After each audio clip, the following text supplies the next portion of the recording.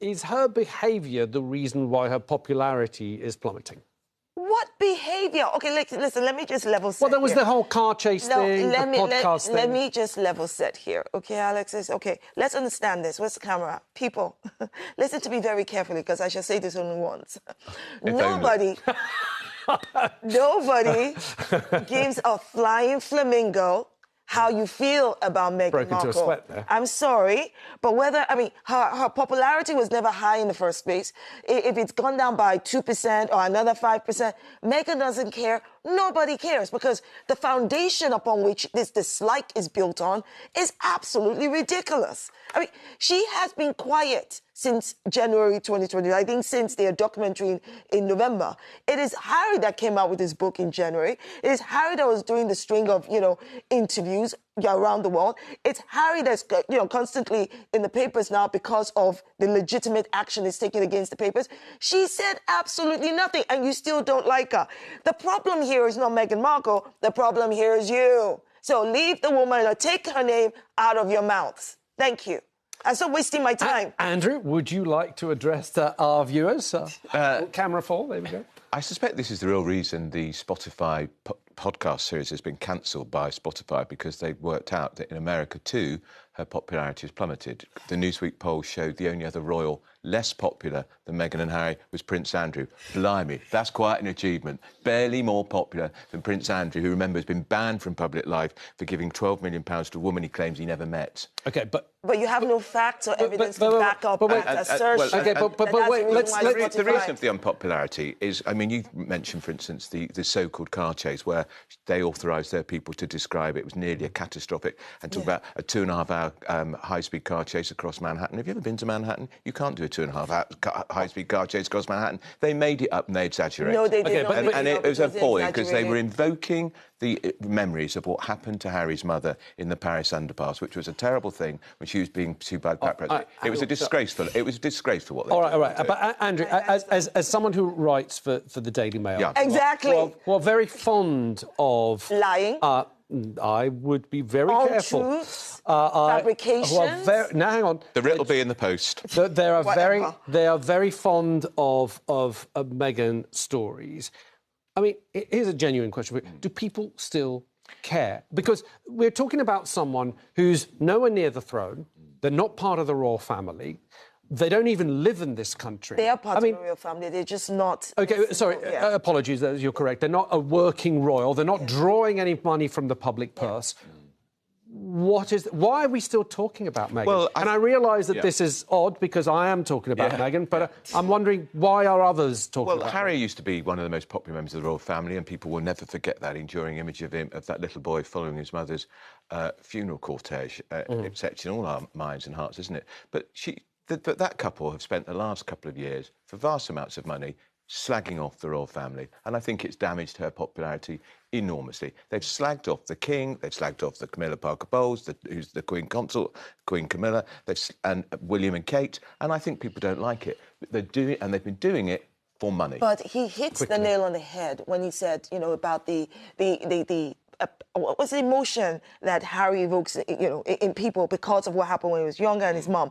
But the reality here is, I think that the British people, because we're only talking about some British people, not all British people, these British people that hate Meghan, they're actually quite angry with Harry. But rather than take out their anger on Harry, they're passing it on and projecting it on Meghan. They're blaming her that she's that woman that's caused all this. If she hadn't come into this, none of this would happen, which is utter nonsense. This is the point. But look at the polls for Harry too. Meghan has done nothing. OK, Harry's popularity has gone up. However, it's still in hugely negative territory. But it's still gone up since January. He's gone from minus 40% negative to minus 36. Not very good figures. He still is almost Every as popular as journey Uncle starts with Andrew. a step. Harry and Meghan do not care. I personally don't care. And I think this conversation about polls is utterly a waste of our time.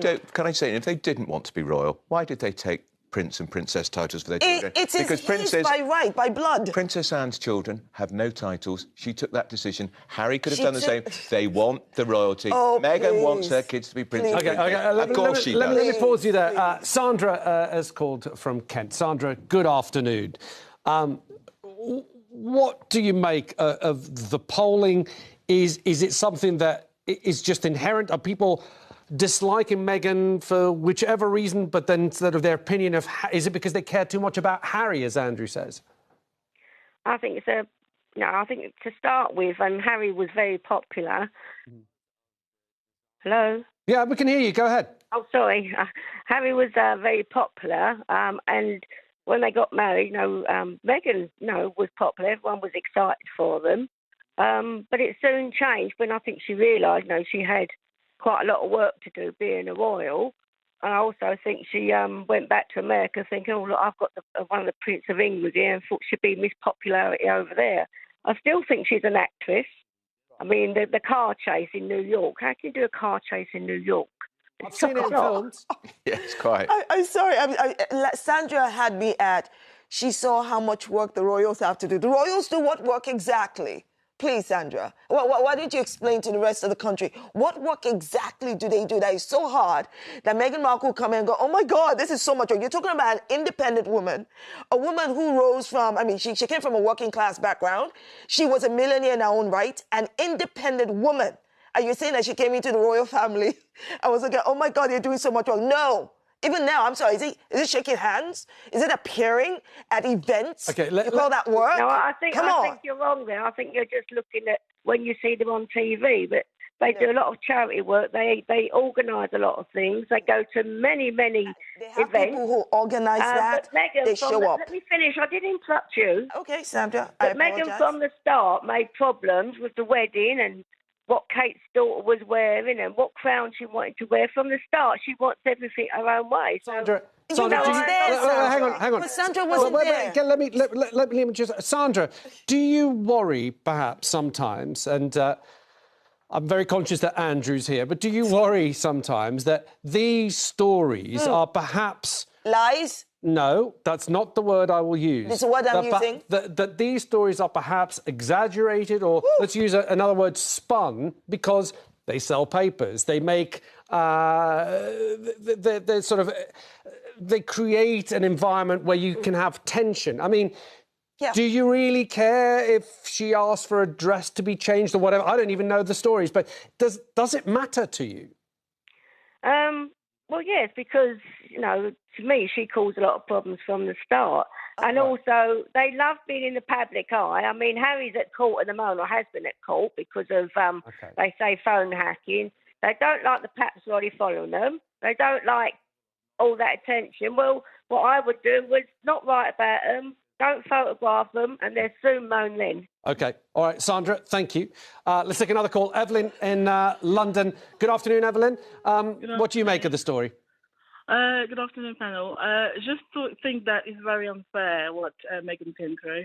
It's, I think the British public has been very protective of the royal family, and the fact that an American woman has come and married one of their own, and she's not, she's a nobody, so to speak. People didn't take too kindly to that. I didn't like that very much. But I think personally, the fact that Spotify pulled the rug or the contract is the fact that she didn't offer as much as they were expecting. They were expecting the backstory of the royal family, and they didn't get that. They were expecting exactly the same that Netflix had received. Evelyn, let me ask you. And also, I wanted to say that the fact that Meghan is not necessarily an attention seeker, like the previous caller said. She is a woman that is basically created her own path since she was 10 years old. She made a lot of changes. She changed the view. She changed the American world on how to view the roles of a man and a woman by writing that letter to that lever company. She's done a lot of stuff. She's a very clever woman, and I don't think they accept the fact that she's so vocal, so outspoken, and she wants to live her life the way she wants to live it. OK. Thank you for that, Evelyn.